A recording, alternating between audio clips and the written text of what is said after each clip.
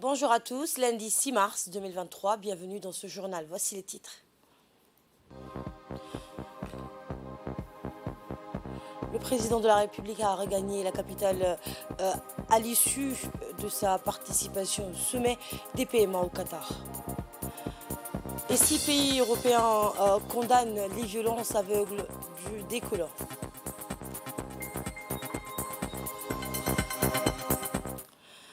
Bonjour à tous et bienvenue à ce journal.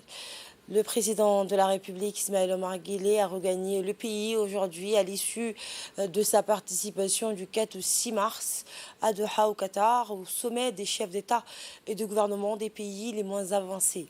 Outre l'adoption d'un plan décennal d'action censé aider les PMA à acquérir les fondements indispensables à leur développement durable, ce sommet servit de tribune privilégiée à l'appel d'un plus grand engagement des nations développées en faveur de l'essor économique des PMA. Et par voie de conséquence à la réalisation d'un processus efficient de solidarité internationale dont les principales articulations sont affectées à la concession d'un montant compris entre 0,15 et 0,2% des budgets nationaux des pays riches et à l'instauration d'un plus grand transfert de technologie. Le sommet a entre autres débouché aussi sur la mise en œuvre d'un plus grand investissement des pays développés dans les secteurs viables des PMA, notamment dans l'agriculture africaine, connue pour l'étendue éminemment importante de ces terres arables. L'application optimale des franchises et tarifs préférentiels consentis aux PMA dans le cadre de l'Organisation mondiale du commerce et la rémission aux lenteurs procédurales caractérisant les prêts accordés aux pays en développement dans les structures financières internationales, suggestion formulée d'ailleurs par le président de la République dans son discours à la tribune du sommet des PMA, font également partie des conclusions phares de cette réunion. Outre sa participation aux travaux du sommet des PMA, le président de la République a eu dimanche, donc hier en marge, une série de rencontres bilatérales avec plusieurs de ses pairs, chefs d'État et de gouvernement présents comme lui à Doha, notamment avec le président tchadien Mohamed Idriss Déby, le président somalien Hassan Cheikh Mahmoud et le vice-président du Conseil présidentiel du Yémen, Ousmane Hussein Mougali. A rappelé que le président de la République avait également eu samedi une réunion en aparté, un entretien donc en tête-à-tête avec l'émir du Qatar, Cheikh Tamim Ben Hamad Al Thani. Le sommet de la 5e conférence des Nations Unies sur les PMA, la catégorie des pays les moins avancés économiquement, s'est ouverte hier donc à Doha, capitale du Qatar.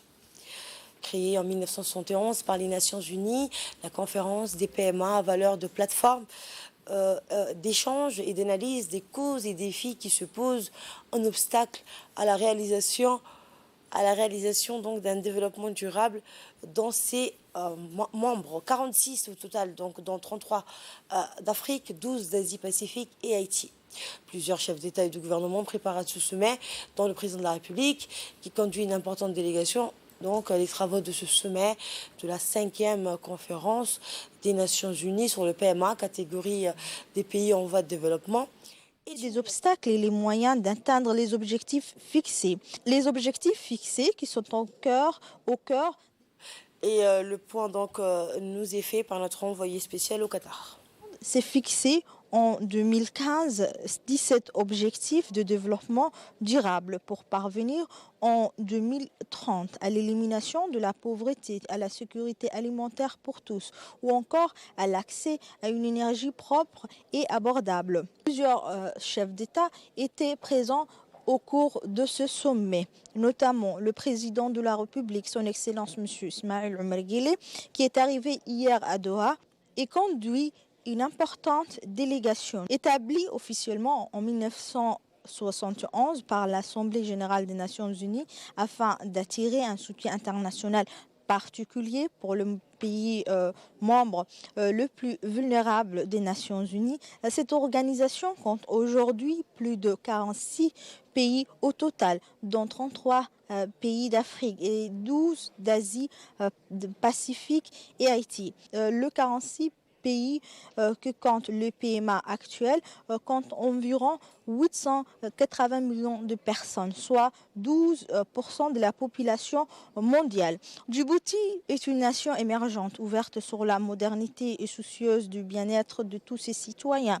La République de Djibouti fait partie des pays membres de PMA qui ont enregistré une croissance économique significative au cours de ces 10 dernières années. En effet, pour répondre aux nouveaux défis de modernisation en face avec les exigences de notre époque et exploiter toutes les potentialités économiques et stratégiques du pays, s'avère donc nécessaire pour le gouvernement djiboutien qui a dès le début de l'année 2022 mis en place un plan national de développement.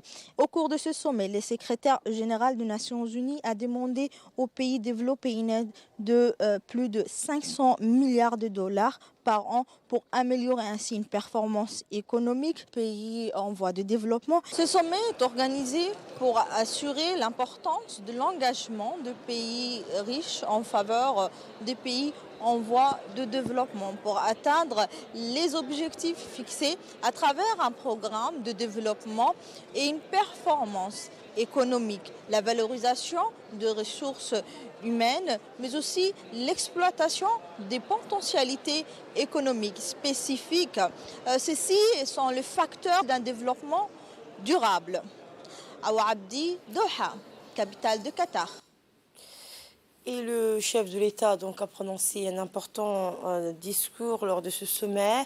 Il a en premier temps remercié l'État du Qatar pour l'accueil ainsi que pour la qualité des dispositions prises pour la tenue de ces assises. Le numéro 1 djiboutien a par la suite rappelé la catégorie des États dits les moins avancés qui comprend à ce jour 46 membres dont 33 sont africains. Écoutons un extrait de son discours. Son Altesse, le Cheikh Tamim bin Hamad Al Thani, Émir de l'État du Qatar, Excellences, Mesdames et Messieurs, le chef d'État et de gouvernement, Monsieur le secrétaire général des Nations Unies, Excellences, Madame la secrétaire générale de la 5e conférence des Nations Unies sur les PMA. Assalamu alaikum wa rahmatullah. Mesdames et Messieurs les délégués, à l'entame de mes propos, qu'il me soit permis d'emblée d'adresser nos chaleureux remerciements à l'État du Qatar pour l'accueil si chaleureux qui nous a été réservé à moi-même et à ma délégation, ainsi que pour la qualité des dispositions prises pour la tenue de nos assises. Au nombre de 25 en 1971 pour culminer à 50 en 2007, la catégorie des États dits les moins avancés comprend à ce jour 46 membres, dont 33 sont africains. Depuis l'établissement de cette catégorisation, il y a un peu plus de 50 ans, se sont succédés 4 plans décennaux. Ces programmes d'action avaient tous pour dénominateur commun la promotion du développement socio-économique des pays les plus vulnérables. Cette ambition, puisant toute sa raison d'être, car se situant au cœur même de la Charte des Nations Unies, au travers de son article 1, alinéa 3, qui stipule, et je cite, « Le but des Nations Unies étant de réaliser la coopération internationale en résolvant les problèmes internationaux d'ordre économique, social, intellectuel ou humanitaire. » Aujourd'hui, 50 ans plus tard, le constat est sans équivoque. Les mesures d'appui international mises en place pour accompagner les PMA n'ont pas produit les résultats escomptés.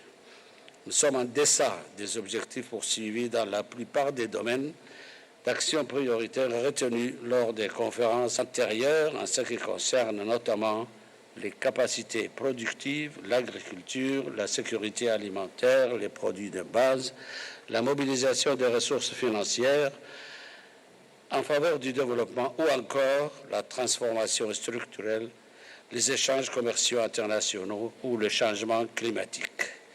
Dans ces conditions, l'objectif d'accélération du redressement de la catégorie des PMA se heurte à une multitude de défis.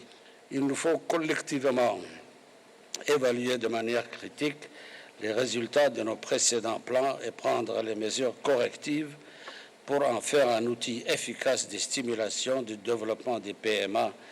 C'est toute l'ambition du plan d'action de Doha.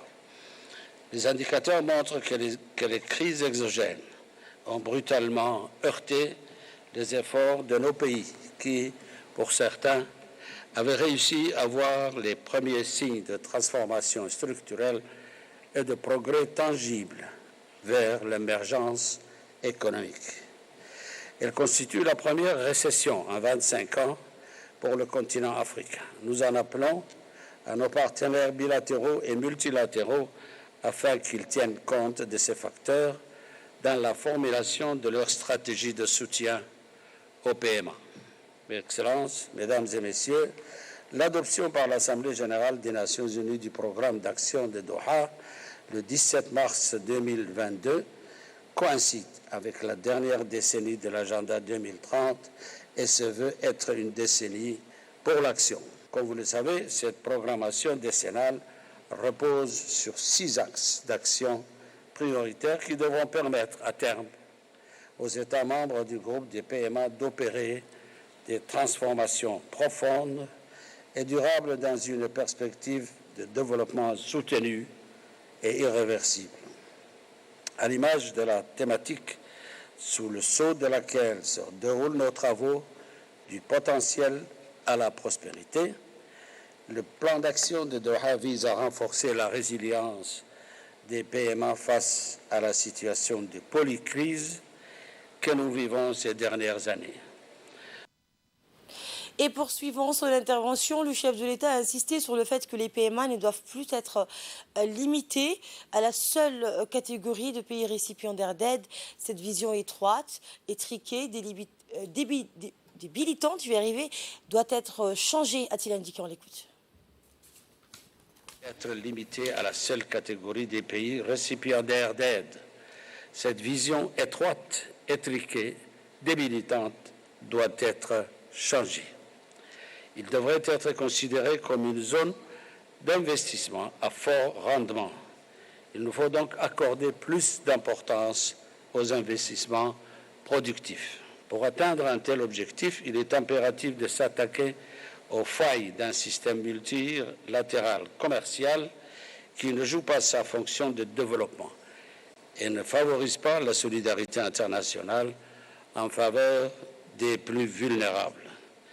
En matière commerciale, les États membres de l'OMC doivent se réengager à mettre en œuvre pleinement et rapidement toutes les décisions de ces conférences ministérielles prises en faveur des pays les moins avancés, notamment en ce qui concerne l'accès au marché en franchise de droit et hors contingent sur une base durable pour tous les pays les moins avancés. Les économies développées, les institutions financières internationales et les banques multilatérales doivent renforcer leur soutien aux réformes qui permettent aux PMA fortement endettés d'éviter une nouvelle aggravation de leur situation budgétaire. Et enfin, les engagements en matière d'aide publique au développement doivent être renforcés. Depuis près de 2 décennies, mon pays s'est résolument engagé dans un vaste chantier devant permettre une transformation durable de notre environnement socio-économique. En effet, depuis l'adoption du plan d'action d'Istanbul en mai 2011, en passant par les ODD en 2015, Djibouti a souscrit à l'esprit et aux principes de l'agenda 2030 et a pleinement mis en œuvre les objectifs de développement durable. Le nouveau plan national de développement dénommé Djibouti ici, couvrant la période 2020-2024 et qui met l'accent sur un meilleur partage des fruits de la croissance enregistrée, et ce afin de mieux répondre aux défis et exploiter toutes les potentialités du pays. Il s'agit de consolider les acquis de la SCAP et du pacte national de solidarité mis en place durant la période de la pandémie du Covid-19. Grâce à ces infrastructures portuaires, Djibouti a joué un rôle crucial pour maintenir la chaîne logistique pendant l'épidémie du Covid-19 et favoriser les échanges commerciaux internationaux. Notre détermination à renforcer les capacités du pays en matière portuaire est inébranlable. Le gouvernement continuera à investir dans ce secteur stratégique. 2 projets structurants majeurs sont également en cours de finalisation. Il s'agit d'un chantier naval destiné à la réparation, l'entretien et la maintenance des navires ainsi qu'un terminal de stockage pétrolier dans le parc industriel de Damerjo. Nous saisissons cette opportunité pour renouveler l'appel à nos partenaires bilatéraux et multilatéraux afin qu'ils appuient Djibouti dans sa politique de développement des ports, eu égard à la position stratégique du pays et son rôle dans le commerce international. Nous soulignons en outre l'impératif de soutien aux PMA dans leurs projets de construction d'infrastructures structurantes, notamment par l'intermédiaire d'un accès facilité à des ressources concessionnelles importantes. En dépit de ce progrès, il nous faut mobiliser des ressources additionnelles pour renforcer la résilience du pays face à la persistance des défis climatiques, environnementaux et à l'afflux continu de réfugiés.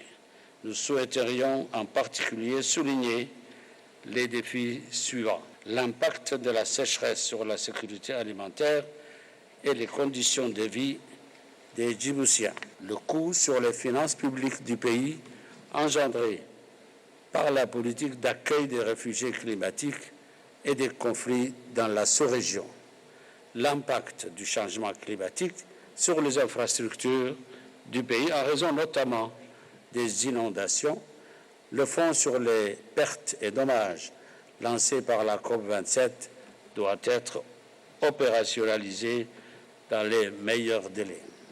Excellences, Mesdames et Messieurs, je souhaiterais conclure mes propos en réitérant mon appel à la mobilisation forte pour la réalisation effective du plan d'action de Doha. À charge pour nous de démontrer de manière concrète et tangible que le multilatéralisme traverse certes une crise douloureuse, mais qu'ils peuvent faire la différence pour les milliards d'hommes et de femmes, qu'il y a donc des raisons de croire et d'espérer. Je vous remercie pour votre attention. Le président de la République a rencontré hier, en marge du sommet, l'émir de l'État du Qatar, Cheikh Tamim Ben Hamad Al Thani. Eh bien, cette rencontre a servi de cadre en vue d'aborder donc plusieurs sujets, notamment l'intensification du travail d'approfondissement de la relation bilatérale, le renforcement des coopérations entre la République de Djibouti et le Qatar dans divers domaines économiques, ainsi que dans le domaine de l'éducation et de la formation professionnelle. Le chef de l'État et l'émir du Qatar ont fait un tour d'horizon sur les différents sujets d'intérêt commun. Ils ont exprimé leur volonté conjointe de propulser une dynamique nouvelle aux relations d'échange et de solidarité entre les deux pays et les deux peuples. Eh bien, au cours de ces entretiens, le chef de l'État et l'émir du Qatar ont émis les instructions nécessaires à la réalisation d'un rythme efficient d'exécution des partenariats stratégiques, fruits de liens anciens tissés par le fil de l'histoire, de la culture et de la souscription commune à un socle important de valeurs. Le ministre des Affaires étrangères, Mohamed Ali Youssouf, le ministre de l'économie et des finances, Ilyas Moussa Douale, l'ambassadeur de la République de Djibouti auprès de l'État du Qatar, Daïb Doubed Rableh, en prépare à cet entretien. Toujours en marge du sommet de la 5e conférence des Nations Unies sur les PMA, la catégorie des pays les moins avancés économiquement, le président de la République, Ismaël Omar Guelleh, a reçu le vice-président du conseil présidentiel au Yémen, Othman Hussein Majali. L'audience entre le président Guelleh et le vice-président yéménite servit de cadre à l'évocation de l'état des relations de fraternité, d'amitié et de coopération entre les deux pays et les deux peuples frères, aux liens anciens tissés par le fil de l'histoire, de la culture et de la proximité géographique. Les discussions ont ensuite porté sur l'évolution de la situation politique au Yémen et dans la région. Le vice-président yéménite a remercié le président de la République pour la solidarité de la République de Djibouti avec la nation sœur du Yémen dans le contexte difficile de guerre caractérisant ce pays depuis 2014 est à la mesure de l'hospitalité que notre pays, sous la houlette du chef de l'État, offre systématiquement au flux de populations fuyant les hostilités au Yémen. Au cours de sa rencontre avec le chef de l'État, le ministre des Affaires étrangères et de la coopération internationale, Mohamed Ali Youssouf, ainsi que le ministre de l'économie et des finances, Ilyes Moussa Douale, l'ambassadeur de la République de Djibouti auprès des États-Unis d'Amérique et représentant permanent de notre pays auprès du système des Nations Unies, Mohamed Saïd Douale, en prépare à cet entretien entre les deux hommes. Le ministre de l'Équipement et des Transports, Hassan Mohamed Ibrahim, a reçu aujourd'hui dans ses bureaux une délégation conduite par le ministre éthiopien des Transports, Ali Moussimi, qui est en visite officielle dans le pays. La délégation a été introduite auprès du ministre par l'ambassadeur de Djibouti en Éthiopie, Abdi Mohamed Haïbé. Les deux hommes ont eu un entretien portant sur les voies et moyens de promouvoir le corridor transitaire, favorisé par sa position géographique stratégique sur l'une des routes maritimes les plus actives. Djibouti est devenu le hub logistique de la Corne de l'Afrique. L'Éthiopie, pays enclavé et tributaire de Djibouti pour ses échanges commerciaux, vise une stratégie de diversification de ses corridors routiers et ferroviaires avec Djibouti. En Éthiopie comme à Djibouti, les activités du secteur des transports et de la logistique est un secteur central en constante évolution.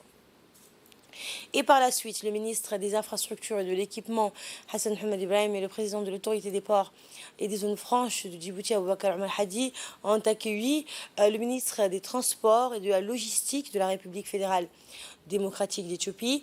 Le ministre est à Djibouti pour sa première visite officielle.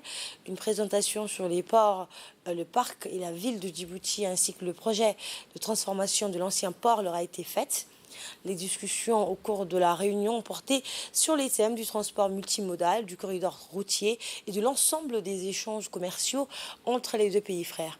L'événement a réuni les ambassadeurs des deux pays et visait à favoriser la coopération économique et à renforcer les liens entre Djibouti et l'Éthiopie. Ministre des Transports et de la Logistique du gouvernement fédéral éthiopien, nous avons discuté des connexions routes, rails, logistique, et la route progresse.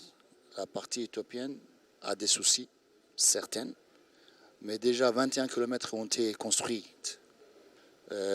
sur la route RNA, et puis 60 km sont en cours de construction. Il reste maintenant aujourd'hui 35 km qu'on va aussi bientôt financer. Donc on a eu une très bonne réunion, de très bons entretiens. Dans le reste de l'actualité, dans le cadre de la protection et la promotion des droits de l'homme, des personnes handicapées, l'auto-école phare en collaboration avec l'Agence nationale des personnes handicapées a organisé dans la journée d'hier une formation de code de la route et une pratique de moto pour les personnes handicapées. Et nous aurons ces images dans nos prochaines éditions. Autre information, J-3 des préparatifs, les préparatifs battent leur plein. Il ne reste plus que 3 jours avant le début du championnat de tennis de table de l'Afrique de l'Est et de l'océan Indien qui se tient à Djibouti du 8 au 13 mars prochain. Sport toujours, la saison sportive 2023-2024 regroupant les corps et formations de l'armée nationale vient d'être entamée le 4 mars 2023 avec le match d'ouverture entre le régiment quartier général et le régiment blindé qui s'est disputé au stade de football du roi Fahad de Belbala. Cette première journée a été présidée par le chef d'état-major général des armées, le général de corps d'armée Zakele Cheikh Ibrahim, ainsi que par des hauts responsables des forces armées djiboutiennes de brigade.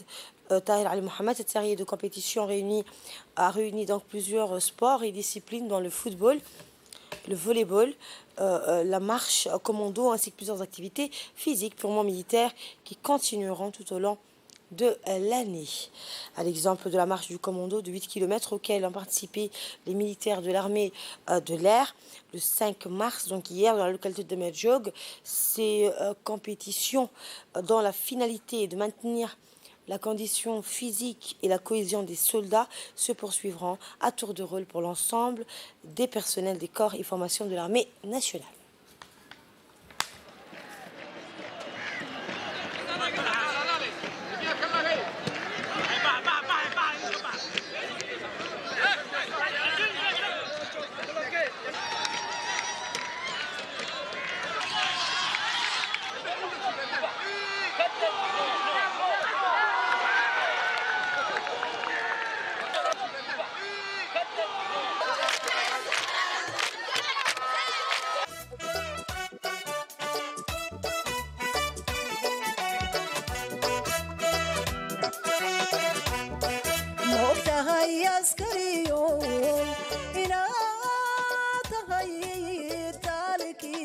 gobanimada ugubiyo calankiyo arladu kiyayirkanayeen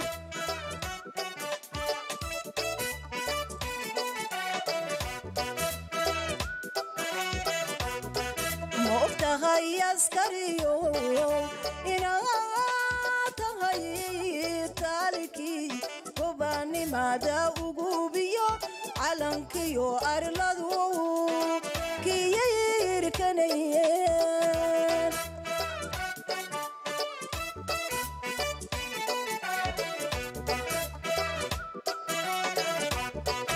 ina tahay awoodii lagu aarsanayay ma og tahay askariyo. Je vous le disais en titre, 6 pays européens ont exprimé leur vive préoccupation face à l'escalade des tensions entre Israël et la Palestine.